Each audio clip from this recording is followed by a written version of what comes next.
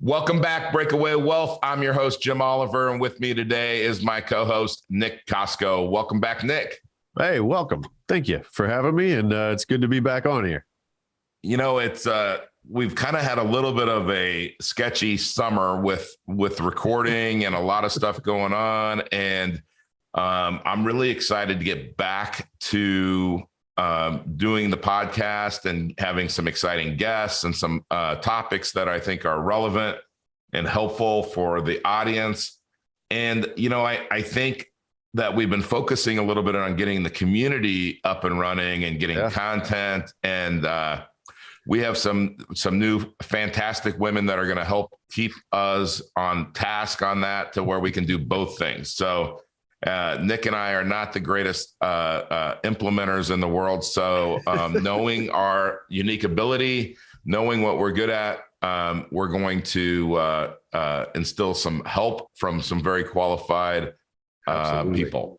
Yeah. So, you mentioned it, the community, we spent a lot of time and effort the last 6-7 months getting off the ground. For those of you that are already members, thank you for being on there. Thank you for contributing. Asking questions, commenting, watching the courses we already have. I mean, we have 4 phenomenal courses on there already. Those of you that have no idea what I'm talking about, go to community.createtailwind.com. It's free. That's the cool thing, right? There are great 4-letter words, and free is one of them. Or you can go to your Apple or Android store and just type in Create Tailwind, all one word, and download the app. Throw in the answers to the questions that it's asking you, download it, and jump right in. If you don't know where to start, just go to courses. It's easy. There should be a big easy button there. If we could gen one up, we would have it. But right on the left side, you just click on courses, and 3 of them, the 3 core courses are free. And then there's an amazing one that if you wanted to pay for is the legend, R. Nelson Nash, teaching Becoming Your Own Banker, his 10-hour course, which it's worth way more than what we're charging on there for it. And so enjoy that. If you got any questions, shoot us a message. But there's how you get onto the community, Jim. Awesome. And so thinking of community, thinking of what's going on in the world right now. I mean, we're not going to get into some of the political things going on in the world, but the economic things going on in the world. And, Nick, one of the first things that I think about is people can always find a reason why the timing isn't right. And right now, there's a few things that people would say that why the timing isn't right. Right. And I can come up with lots of excuses. So we're going to start with the excuses. As Nelson would say, we'll start with what the problem is. And the problem is the perception is that there aren't opportunities. Okay. But in life, there are always opportunities. And it makes me think of Viktor Frankl's great book, Man's Search for Meaning. And he's in a concentration camp, and I'm butchering this, okay? Just kind of like it's like if I'm giving you a Bible verse, it's going to have some things that aren't right in there. But maybe need to get our an Oliver version. We need to get our kids to read this stuff and like actually come on here and give us the real versions of these things. Yeah. Andrew could definitely give us his nightly prayer, which I'm looking forward to next week, by the way, Andrew. What happens is that in the book, he's in a concentration camp. Yeah. And like, how does some people survive the concentration camp and other people don't? Yeah. It's vision is what it comes down to, right? If you can't visualize your future, you can't have it. They got a purpose. Like they're seeing it. They're seeing in the future. They want to pursue this thing. If they just give up and say, I'm going to be killed, then they are. Yeah. And that's what, I mean, it's can't get into how brutally sad the Holocaust and that whole situation is. And I don't know what I would do in that situation. So I'm not judging them or saying anything else, but what Viktor Frankl says is you have to find optimism in tragedy. Yeah. So he calls it tragic optimism. Okay. So I don't care how bad you think the world is right now. How bad high interest rates are you? If you think these interest rates are high, read Nelson's book again. And if you think all the prices are too high, and you think, I mean, I don't care what it is that is your obstacle that you've placed in your narrative in your head. Sure. They're all overcomeable. And what you have to do, and what Viktor teaches us, is tragic optimism. Always optimism, even in the worst tragedy. So what was it that he did? What was it that he was visualizing, and what did he do afterwards? Just like the Bible, Nick, the details of that, I can't remember. I was thinking, hey, Jim, was this the guy who visualized, maybe this was a almost a parallel story. He visualized being a scratch golfer. That's a guy. That's a different guy. That's a Vietnam prisoner of war. That's right. Okay. And I can't remember the book that's from, Nick, but go ahead, because that's a great story, and I'm not going to take it from you because it's amazing. So those of you that don't know, Jim and I we're both just golf junkies, and there's so much power. I mean, we were just talking about vision, right? Well, actually, every time you take a golf swing beforehand, it is so powerful to visualize this, like almost be able to step away and visualize the swing, visualize the ball flight. Like, it's amazing what happens in your golf game when you can take the time and be in this amazing rhythm of doing that. Well, this guy in I guess POW camp, he visualized, this is what he did to keep his brain right and survive that awful situation. He visualized being a scratch golfer. He didn't hit one stinking golf ball in that POW camp. But when he came out of the POW camp, when he went to play golf, he was actually a scratch golfer. And meaning, those who don't play golf, that means he's shooting par. They're probably less than 1% of amateurs are scratch golfers. Like, that is a very difficult thing to do. And he wasn't when he went in. He wasn't a scratch golfer before he became a prisoner of war. It is unbelievable power of the mind. So it just, Jim, we talk about the gap and the gain so much, and you can almost touch on that as you're going through life and you're talking about vision. People are always looking at the horizon, right, Jim? Yep. Like what's the horizon? Where the sky meets the earth. Yeah. It's got to be a proud moment for you here, right? Because it is a proud moment. I am happy to admit that I lived in the gap painfully a day in and day out for all too many years, but you can't ever get to the horizon. I used to fly this big airplane across the Pacific Ocean, and I remember like beautiful sunrises. We never got to that horizon, right, where the sun was. And what are we always doing? People are great about having goals, and they might have vision, but they're always measuring themselves against that vision. And can you ever get there? No, it's constantly moving, right? But what we have to be able to do, that's living in the gap. And what we got to be able to do is measure where we've come from, right? And that's living in the gain. And if you can always look back and measure where you came from, that progress that you're making. So let's bring it back to what people are doing today. We have lots of clients funding their banking system.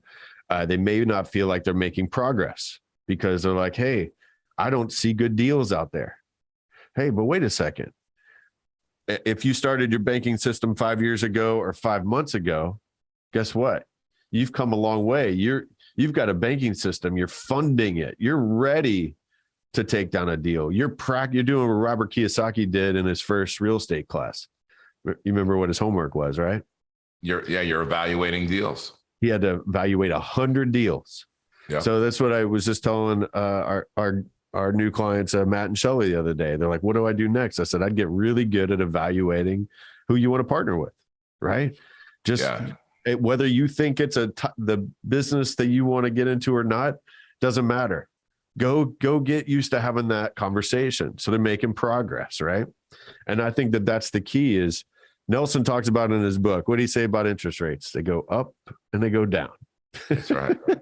The one constant is that process of banking is going to happen. And so you just kind of focus on the progress you're making. You focus on the fact that whether interest rates are up or interest rates are down, or this knucklehead's in the White House or that knucklehead's in the White House, it doesn't matter. The process of banking it's going on every day, right? It is. And, the thing is that sometimes wait, Nelson said that, opportunities find cash, right? Yeah. And so just know, if you don't have that cash sitting there, you will not have these opportunities. Once you have the cash ready to go, I mean, I can give you example after example after example from me personally, you, people on our team, and thousands of clients that just, it's amazing. And so you mentioned something, progress. And, I feel like that when I'm not making progress, I'm not happy. No. But when I'm making progress, even if it's slow progress, I'm happier. When you grab some dumbbells at the gym and they're 5 pounds heavier than they were the week before, I don't care if you're stuck there for 3 weeks, you feel better making that little bit of progress. Or you do one more rep than you did the week before, that's progress. Everything making progress, because the opposite of progress is what? Death. Yeah, I mean, it's either stagnation or decline, right? Okay, so if you think about that, the way that we are with our bodies, with our minds, is if we're not making progress, we're stagnant or we're declining, right? Yeah. And when I want to decline is about when I'm about 107. And then when you're finally out driving me on the golf course, that's about the over under, I think, about 107. I'm not worried about out driving you. Actually, you're going to be like 97 or 95 or something. So I'm not really that worried. I just know that I have a lot less putts than you. And that's all that matters. Yeah, that might be true. But I have a very expensive putter that's not going anywhere. So yes, my putter is a she. It's kind of like a ship. You don't name your putter. It's always a female name. Okay. Is not. She's staying in the bag. There's no other putters. Well, there are other putters in the house, but they're not gamers. So, all right. So making that progress, and that's one of the definitions. And I think one of the best definitions of happiness is making progress. But to make progress, you got to have a vision, and you have to have you, like you said, your vision might be perfection. It might be the horizon, and you might not know exactly where that horizon is going to be, right? When you're flying, okay, Nick loves when I have these flying analogies because they're probably most of the time inaccurate. But I can't imagine when the sun hasn't come up. Yeah, you don't really know, is the sun going to be there? Is it going to be there? Is it going to be there? I mean, you kind of have a general area where you're going, but where's the sun going to pop up? Well, opportunities are kind of like that. Was that a good analogy, by the way, Nick? Does that one work? Yeah. Okay. So, and then you go, oh, the sun's right there, right? That's how opportunities are. If you just have faith and build your system and know that you're taking over the banking system or the banking process in your life, and then you open up your mind to say, I am looking for opportunities. I am looking for success. And I don't know exactly. I might own all storage. I was talking to somebody the other day. They're paying $600 a month for whatever storage unit down here in climate control, because we're in Florida, right? You can't have your furniture in just a place that's going to melt the furniture, right, in the summer. Sure. So $600, and it's not even a tenth. Well, maybe, I don't know if it's the tenth of the size of an apartment, but I mean, you're getting $6,000 for the size of an apartment because it's climate controlled. No water, no tenants. I mean, tenants, but they're just moving their stuff in and out, right? They're not there. They don't get to live there. Unless it's some Netflix show. But I think about that and I think, Jim, should you be more in storage? Just somebody mentioning $600 a month for a storage unit. Yeah. But then I think, okay, well, hey, everybody's trying to get in storage. Everybody's trying to get into car washes, automated car washes, storage. It costs 75 cents to wash your car. Thinking all this stuff. Oh, everybody's already done that. Okay, I'm out, right? Or I could sit there and go, hey, who could I have call every storage unit in Southwest Florida, in Louisville, Kentucky, and find out, hey, are you interested? Would you entertain an offer? Are you interested in selling? Are you interested in being the bank? What do you mean being the bank? Oh, let me explain that to you. Can I buy it 0 down? Can I buy a 12? It'd be like a challenge. Maybe next year in 2023, Nick, what we're going to do is we're going to have a challenge. The biggest deal with the least amount of money down.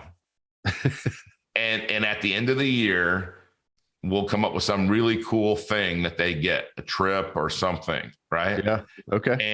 And we'll have a contest, a breakaway wealth contest is who can be the biggest. And then we'll do some podcast episodes at the end, and we'll let the audience vote, or we'll just use math. One of the two. Okay.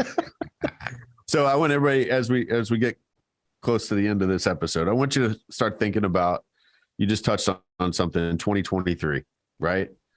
Now is the time to be planning. Now is the time to be casting your 2023 vision. Now is the time to be saying, hey, what are the things that if you get accomplished will define progress for you? October is the time to be doing that. This episode will come out, I believe the last week of September, first week of October of 2022, and draw that up. Hey, what are the things? Maybe it's, hey, what are the things you want to get over the finish line for 2022? What's that vision? Wrap that up. We talk about the 12-week year. We talk about productive tension, getting things rolling here at the end, but start drawing those things out. If you don't have a copy of the 12-week year field guide, grab one of those off of Amazon, and work through the vision exercise and the goals exercise that are in the beginning of that. But so Nick, before you do that, because we always do a planning meeting, kind of like somewhere around November. We start talking about to the audience. We'll do a planning session, and it's funny you mentioned everything you just mentioned, because I'm hoping that we can get Michael Lennington on an episode and talk about the 12-week field guide, because I think it does as good a job as any on creating a vision for the future. And I want to do that. But people can definitely go get it, right? Even start it, because what Lennington's going to bring to the table is it's going to help solidify what you're doing. But the thing that you said, okay, because sometimes we can focus on the starting line 2023 and not focus on the finish line, which is the end of 2022. And we have about 12 more weeks thereabouts, right? I mean, again, loose math, public school, but we have about 12 weeks left and today, I think, is as we're recording, is the first day of the fall. So about the time this comes out, it really will be about 12 weeks left. But what are you going to do? What does success look like? It could be, hey, I'm going to read every book I can read about X, right? Absolutely. All right. So Nick, as we wrap up, what's a book that somebody has recommended to you in the last couple months, or a book that you've read or reread? It doesn't have to be. What's a book that you think that has some valuable knowledge in it? I know I sound like a broken record a little bit, but what came back to me here just recently in the last couple of weeks was The Go-Giver. And it's such a great parable that if you can just live your life, it doesn't have to be just business. You can just live your life being a giver first. Like that, the 5 laws of stratospheric success. It's a 113-page parable that it's all small words, fairly big font, something even Jim could understand. That's true. That's true. How about you, Jim?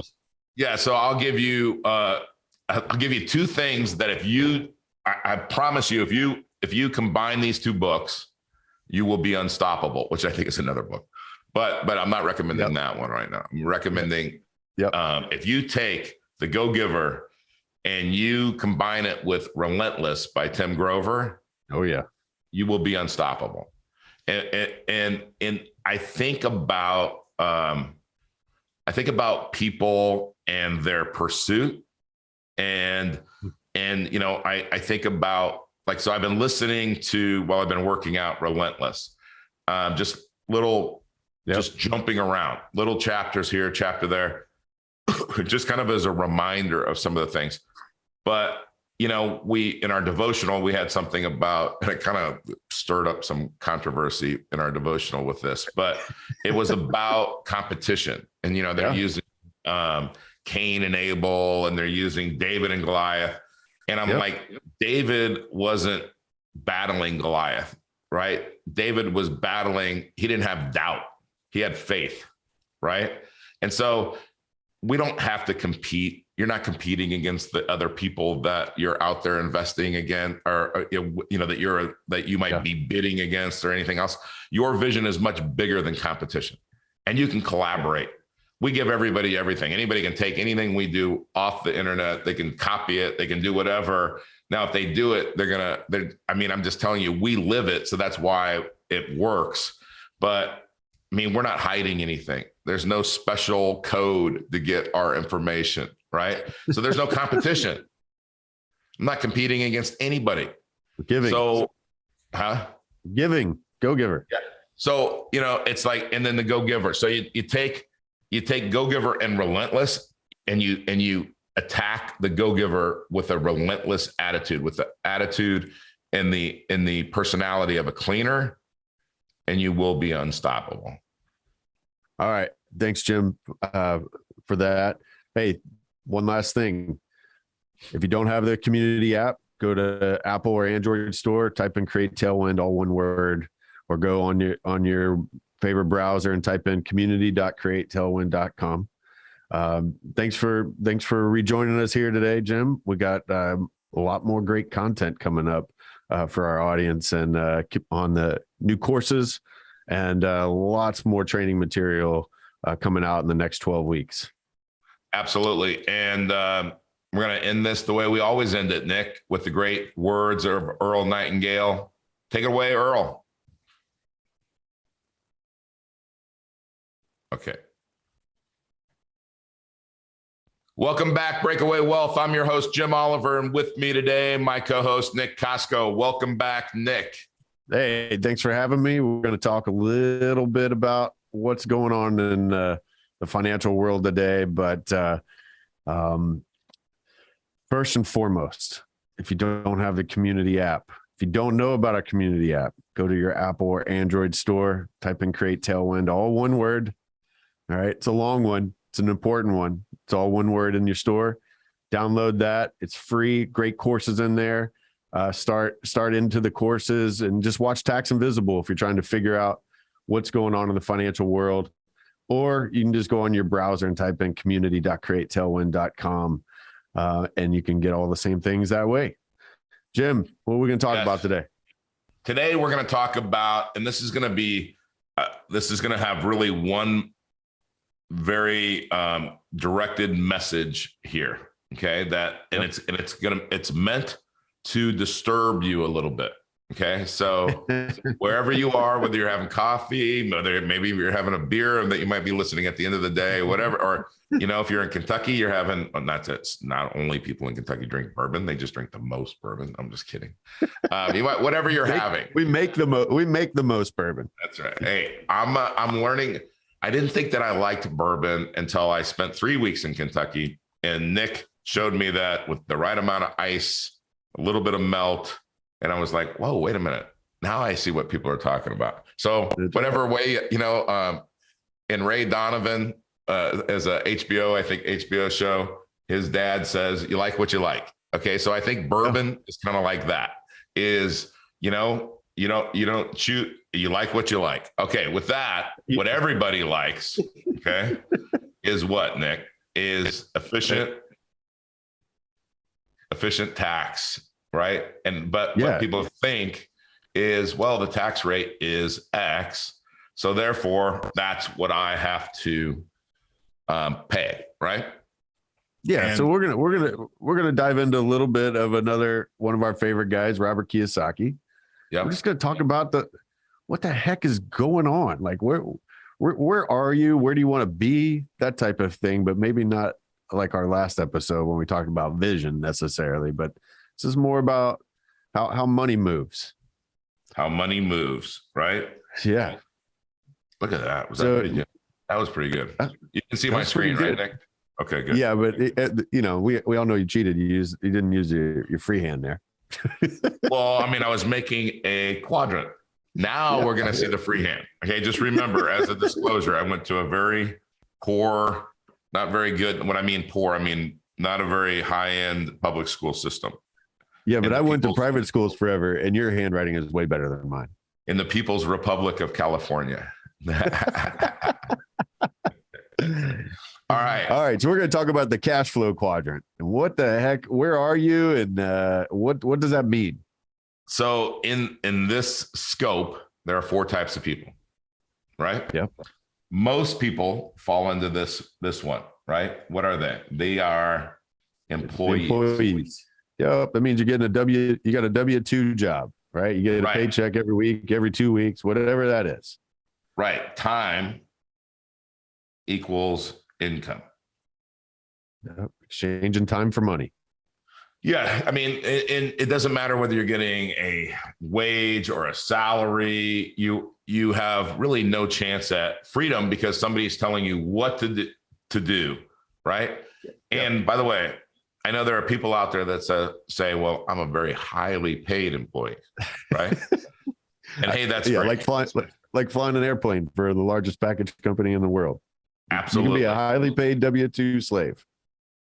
And, Nick, I remember when, and we've been talking about this a little bit lately with some of our other friends that are in the same situation. And there's a young woman here in Florida that is getting married in a couple of months, and her husband is a husband to be is a firefighter, right? And she's got this entrepreneurial spirit, and I said that's great. Don't try to change his mind right now. Okay. The wedding is in November. Let's get the wedding done, because if we start trying to break him away from what he's really thinking, who knows what's going to happen. Let's keep, stay the path until you get the ring. And then once you're all committed, then we can start talking to them about how that pension really is a golden handcuff, not this perfection thing in his mind that he thinks it is. And I always think, and I always use this example, with or without your permission, is I think about when I first met you, and one of the first things you told me about are how great the UPS benefits are and how great the pension is. And this is what I get at whatever age, right? So talk a little bit about that, because sometimes that's how we think about being an employee. Hey, I'm a highly paid. By the way, nothing wrong with being a UPS pilot. There are thousands of people that live in Louisville, Kentucky there are millions that would give their left arm to have that job. Yeah. I mean, here's the thing. You get paid a lot of money. You get money put into a defined benefit plan. You get money put into a defined contribution plan that you don't have to contribute to. And what they tell you, and I just listened to a 25-year-old in the same shoes yesterday or 2 days ago say, hey, I'm looking forward to, at 60, 65 retiring. And let's just say that I'm going to have distributions of $200,000 a year. Sounds like a lot of money, but what about 30 years from now, 25 years from now? What about the fact that there's no cost of income escalators in that? So what if you live to be 80, 85, 95, 100? And that 200,000 is worth $50,000 in purchasing power. But that's the only thing. I can't change that. And the only way that I can change it is I go back and exchange time for money. Right? That's not freedom, right? It probably feels like freedom for a little bit, but it's not real freedom. No. Okay. It's never going to be freedom, right? You're never going to have freedom, and you're never going to have real wealth, because real wealth doesn't need you, right? This is always time for money. And when and really, this is not the right word. I'm sorry, you're going to hate this word for some people, but you're a slave. Okay. And the reason that you're a slave is because somebody else tells you what to do during the day, and they decide how much money you get paid, and based on the amount of time that you put in. And that's just not the way a free person lives. Okay. No. All right. Now, next. if you're in that situation, I'm not criticizing. I'm going to show you the solution. Okay. Yeah, So I'm never going to say you're screwed. Okay. Now, the next one, this is where people think that they want to be. And we have a lot of, medical professionals that are in this. They're self-employed. Okay. Now you have, instead of fixed, you have limited, because like as a doctor, I can only see so many patients. My PA can only see so many patients. There's, this is the person, doesn't have to be a doctor. This is the person that owns their own business. They have high startup costs. I mean, think about a doctor, how much the startup costs are. Okay. High risk.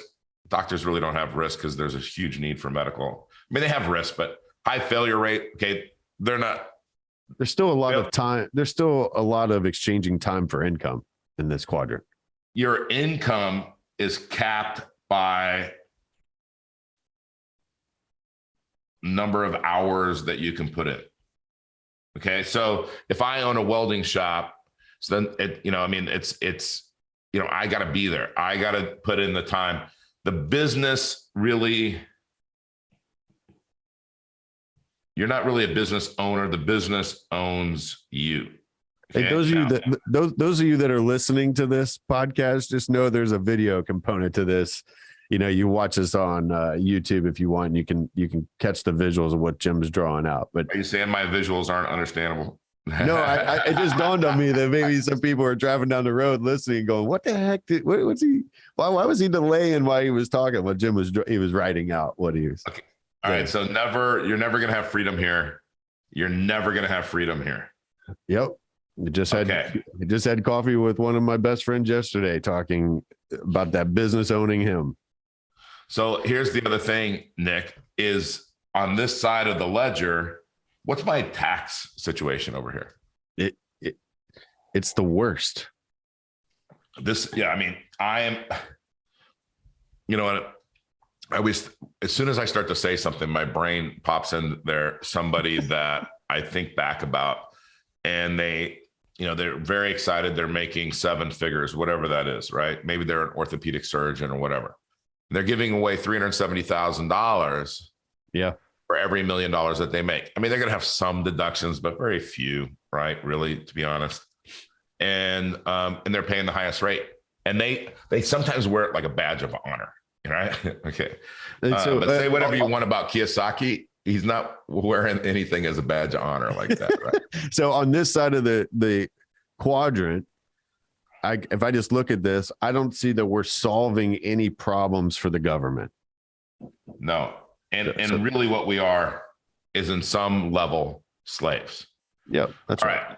So on this side, big business owner. Okay. Now you could plug into a existing system that creates cash flow automatically, month after month, year after year.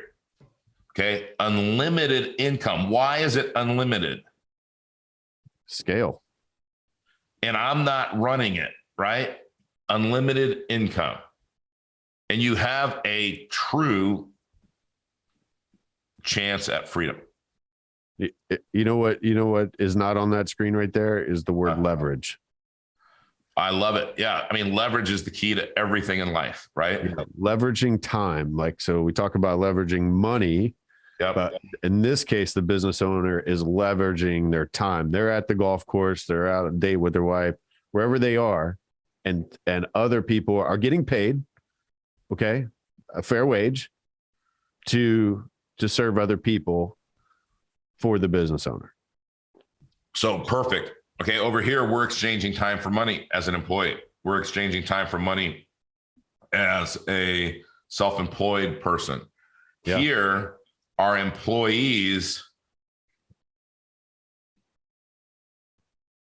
equal income. Yeah. And we're big advocates of having employees that love coming to work where we want to act like owners. Yeah. Yeah. We want them to act like owners. We want to provide a safe place for them to come work, a place where they enjoy coming to work. And then we love saying, hey, find great people to work for you and then overpay them. Absolutely. Right? Okay, so here we have a true chance at freedom. Absolutely. A true chance, right? And I can show you in Southwest Florida a ton of these kinds of people. Yeah. Right. There's a guy that comes down here, owns an airline or part of an airline in Canada. I mean, when he comes down here, he's pretty relaxed. Okay. He's not thinking about what's going on at the airline. All right. Yeah. Okay. He's a business owner. He's freer or free. You know, I mean, I'd have to ask him. All right. Here's the fourth: investor. All right. Now the investor puts their income to work for them. Their money makes money while they sleep. Absolutely. Right. And like the person in B, like person B, like the business owner. Okay. Just like this is the B. Okay. This is, I mean, that's the way Kiyosaki does it. Yeah. Is there's an unlimited income potential and a chance for true freedom. I like how Kiyosaki says a chance. I'm not saying this is easy. I'm not saying this is, some people fail. Okay. It's opportunity. It's opportunity. Okay. Yeah. Chance for freedom. Yeah. And think of it too is, it's in that B quadrant. Yeah. You're helping solve a problem. You're providing jobs for people. So remember, we talked about on the left side, we're not solving a problem, so we don't get incentivized. So I'm kind of priming it here a little bit. The business owner is providing jobs. Okay. Right. Yeah. So the investor, what are they typically, as Kiyosaki talks about it for simplicity's sake, what are they typically investing in? They're investing in multifamily real estate. They're investing in, it could be storage. It could be anything that is going to create, like you said earlier, leverage.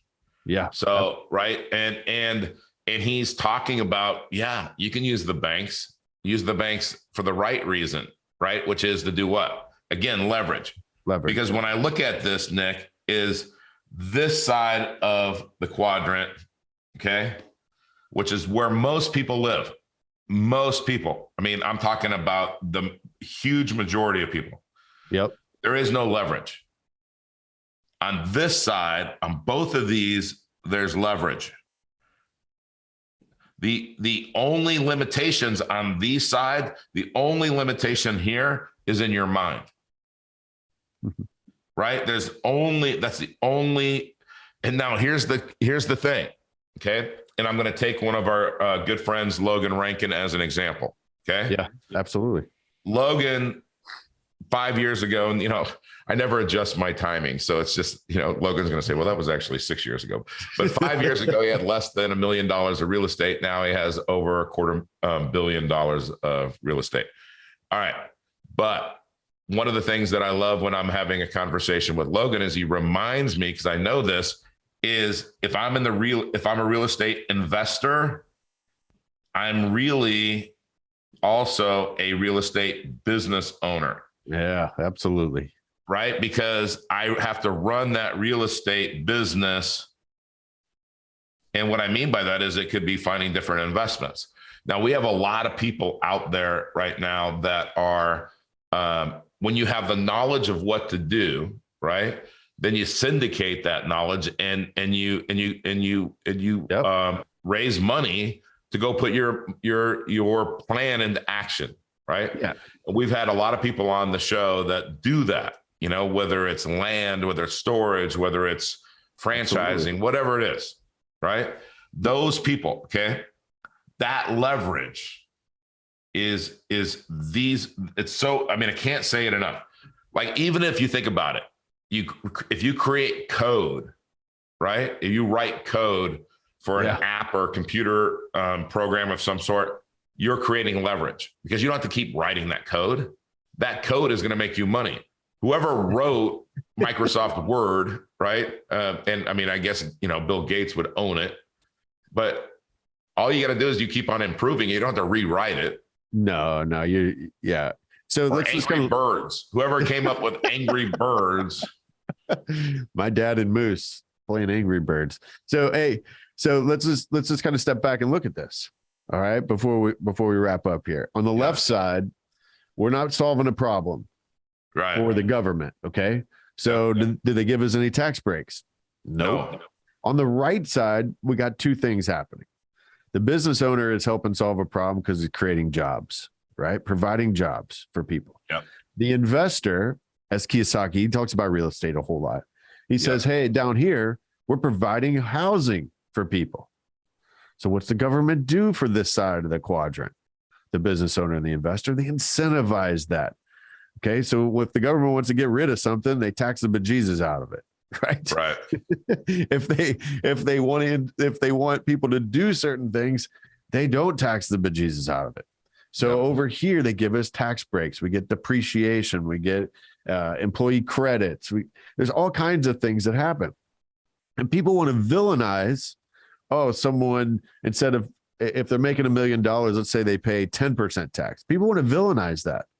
Well, they're just doing what the government's asking them to do, and the government's incentivizing that. Yet we want to play games with all of that. And I know you got some fun stories for that with that, Jim. But just think about, wait a second, do I want to really swim against the grain? Right? Well, it's cute. It kind of feels like we're going with the flow on the left side, but the reality of it is we're swimming against the tax grain if we're on the left. Yeah. All right. So if we were to really win in that game, we got to figure out how to position ourselves on the right side of it. The easiest way, the easiest point of entry is frankly getting in real estate, right? Yeah. There is 30, 40, $50,000 opportunities out there left and right. If you want to just get in the batter's box and you've got time to do that, or you've got a partner that wants to do that. Or I didn't even tell you about this. I analyzed a deal for us yesterday that started off at 2.3 million, and it's not a good deal, but hey, that's a different thing. But we weren't going to do it on our own. We got partners that we were leveraging, in a course of an hour, evaluated that deal and came to the conclusion, hey, our offer is 1.45 million, take it or leave it. Yeah. Right. So that gets us into that spot over here, the investor spot. And we're going to do that, not because we're going to be thrilled about making $10 a door a month. Okay. It's because we're going to get a lot of benefit plus the cash flow. Right. Yeah. Nick, you bring up some really great points there, because what I feel like on this side, this is where, and I think Kiyosaki says this is where the poor people live. And on this side is where wealthy people live. Now, what's the difference between poor people and wealthy? It's which way that their money flows, what direction. Poor people, money flows away from them, whether it's taxes, whether it's expenses, etc. And wealthy people, money flows to them. Okay. Yeah. And so over here, we have money flowing to us, and a lot of money that we don't have to pay tax on, or that we get to deduct from our taxes, right? Now, if I do this and I do infinite banking, I'm unstoppable. Okay. Yeah. Because I'm unstoppable. I'm just unstoppable. The only thing that will stop me is my mind. If I promise you, there's a great book back in the day, and this will be my book recommendation for this episode, is The Magic of Thinking Big by Dr. David Schwartz. I hope it's David Schwartz, because there's another Schwartz. But it's The Magic of Thinking Big. It's in the other room, but I'm not going to. I'm sure our podcast producers will make sure it is. It's right over here, but I don't want to be rude and go up there and try to figure out where it's at. These 57-year-old eyes need a little bit of time in the morning to get working. So, but the magic of thinking big, one of the secrets of the magic of thinking big in reality is you can't think big enough. Yeah, I love that. Think big enough, right? Yeah. And so wherever you're thinking too small. So if you think, I already think big, I don't care if you say, hey, I remember one of our young colleagues under 25. He's still 24. He's still 24 in my mind. 3 years later. In fact, 3 years later. Is he 27? He can't be 27. His birthday's the day after this recording. You know how like women say, and this is correct, women out there, okay, is they say men hit about age 15 and then we never mature after that. That's how I see people too. You know, Harper will always be 24. That's it. And but you know, when I first met Harper, he said, "Hey Jim, when it's all over, my net worth will start with a B, not an M." I love and I thought, hey, this 22-year-old kid has a vision, right? I think he was 22 then. And I thought, he's got a vision, right or wrong. Okay, he doesn't, 22, you don't know what wealth means. There's a lot of other things other than the letter in front of your net worth, but I like the vision. Yeah, and I absolutely. Like that big, right? So when we think about this right side, there is no limit on the right side. No limit. On this side, you're limited. You can only do so much. And this side will kill you. Okay. All right. So here's the thing. We got to wrap up. Okay. So no, we got other things coming up here. But so some of you are looking at this. We're going to be on Ben Swan here in 5 minutes. Which is so right. Some of you are looking at this for the first time, kind of going, what the heck are they talking about? If you're there, or even you're like, hey, wait a second, this is making sense to me. What's next? I want you to go onto the community app, and I want you to go to courses, and I want you to watch Tax Invisible. And Jim's just going to kind of dive into what the heck is going on in the financial world. What are the noise? What are the things that are tricking you into thinking about the left side of the quadrant? Because the noise and the day-to-day messages want you to be on the left side of that quadrant, and that's not freedom. Okay. So if you don't know where the community is, go to Apple or Android store, type in Create Tailwind, all one word, or go to community.createtailwind.com and download the app and just start there. Start at Tax Invisible as your homework after this podcast. How about that? That is perfect. Okay. So I want to end it, Nick, on before we give it to Earl, which we always do, right? Because nothing we say is more important than at the very end of this podcast. Okay. So every podcast that we have, nothing is more important than the end. So you have to listen to the end. Okay. Not us talking. Review the podcast and put 5 stars. You have to listen to the end. You should give it 5 stars just for the end. Okay. All right. But on the left side of the quadrant, you are in the herd. I don't care how much money you're making. I don't care. You are in the herd. Absolutely. On the right side of the quadrant, you are free. You are out of the herd. You have broken away. Now, that's so simple. I promise you, okay, Moose, Andrew, Kosko, he gets this, right? Watch the kid play Monopoly. He gets it. There is a rumor that he beat me once. Okay, so I can't remember, because remember the bourbon? No. No bourbon involved. Moose hasn't forgotten. Legit. Now, by the way, I'm still going to say that I've never lost a Monopoly game against somebody that doesn't know how to play. Oh. Unfortunately, Nick taught Andrew how to play. And this kid, I guarantee, if there was a world championship of Monopoly for under 10, I might even say under 12. Okay. The kid's going to win. He's got he's going to win. Heck of a chance. And he's brutal about it. He does not like to lose. If he's going to lose, the 6-year-old will come out. That's funny. All right.